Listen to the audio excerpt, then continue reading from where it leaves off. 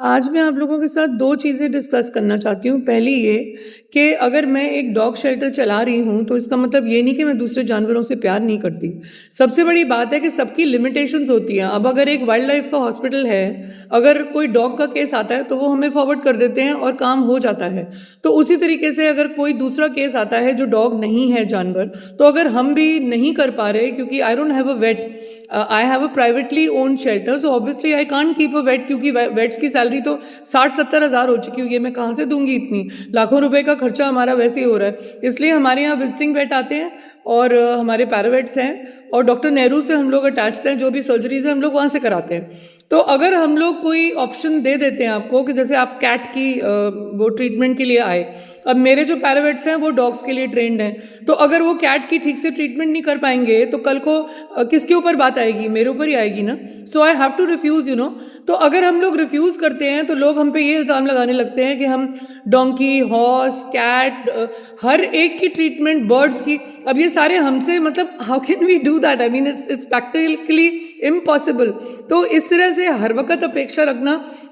दूसरी बात ये, जब कोई डॉग्स को रीहोम करना होता है, अगर मैं एक भी केस रिफ्यूज़ कर देती हूँ तो मैं बहुत बुरी बन जाती हूँ।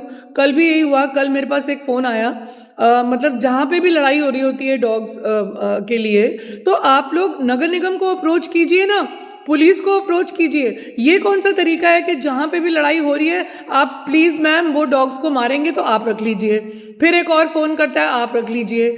मतलब अगर इस तरीके से मैं सारे स्वस्थ कुत्ते अंदर घुसाती जाऊंगी तो it is not only about कि मेरा खर्चा बढ़ेगा। खर्चा तो ऑब्वियसली बहुत बढ़ता है। एक डॉग का खर्चा कितना होता है, एक बार आप आइए ज़रा शेल्टर पे देखिए कितना खर्चा होता है सिर्फ एक डॉग के ऊपर।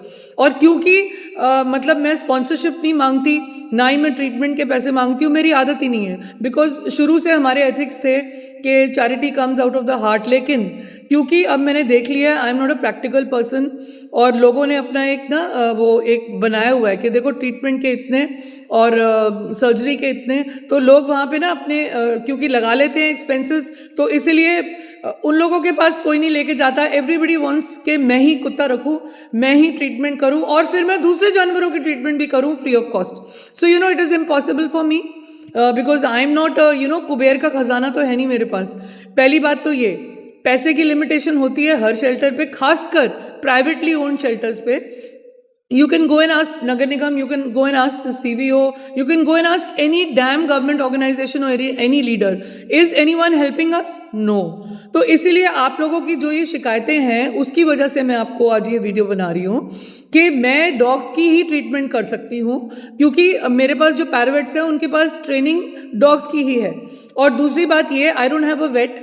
अगर मेरा वेटनरी डॉक्टर कोई यहाँ पे होता फुल टाइम तो शायद मैं भी भेज देती। दूसरी बात ये, I am at Hathras road. Hathras road से अगर आप एक्सपेक्ट करते हो कि 17 किलोमीटर मेरे लड़के वहाँ से चलकर यहाँ पे आएंगे सिटी में ट्रीटमेंट करने, तो आई मीन आप ज़रा ये सोच कर देखिए, आप 17 किलोमीटर चलकर जा सकते हैं एक हॉस्पिटल में ट्रीटमेंट करवाने? नहीं जाते ना, तब तो आप नज़दीक का ढूंढते हो। तो इस तरीके से आप लोगों को भी हमारी मजबूरी समझनी चाहिए कि मेरे लड़के, the ones who are at Hathras road the whole day from morning to evening, how is it possible that they are going to come there and treat and then go back another 17 kilometers, and then you're not going to pay them for petrol, you're not going to pay them for medicines, nothing.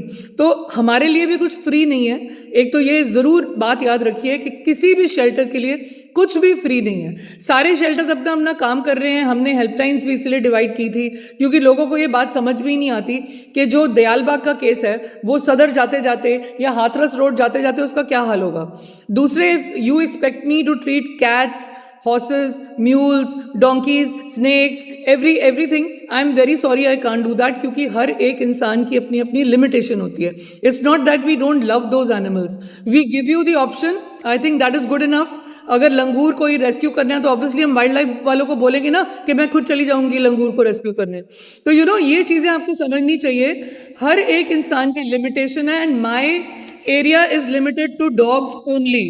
Not that I don't love the other animals, but मेरी limitation समझिए और आगे से हम लोग भी कोई policies सोच रहे हैं बनाने की, क्योंकि अब हमारे को मिनिमम एक्सपेंसेस अपने कवर करने हैं दवाइयों के भी। और मेरे लड़के जो बेचारे इतनी दूर दूर ट्रैवल करके जाते हैं and people don't even ask them for a glass of water, leave aside giving them anything for medicine. तो हमारे को मेडिसिन की कोई डोनेशंस नहीं आ रही हैं, फूड की फिर भी आती हैं। कितनी मेडिसिन खरीदूंगी मैंने अपने डॉग्स के लिए खरीदती हूँ, लेकिन इसका मतलब ये नहीं कि मैं पूरे के पूरे आगरे के हर एक कॉर्नर में से ट्रीटमेंट कर सकती हूँ। तो जितने भी लोगों को हमसे शिकायत है कि हम कैट्स को ट्रीट नहीं कर रहे या कुछ, we are giving you options. अब अगर वाइल्ड लाइफ में आप अथॉरिटीज़ में कोई कंप्लेंट करते हो डॉग की, तो मेरा नंबर दिया जाता है ना कि भाई डॉग्स का वो करती हैं। अगर कोई कैट्स का है तो हर बंदा बोलता है आप कैट हॉस्पिटल में जाइए।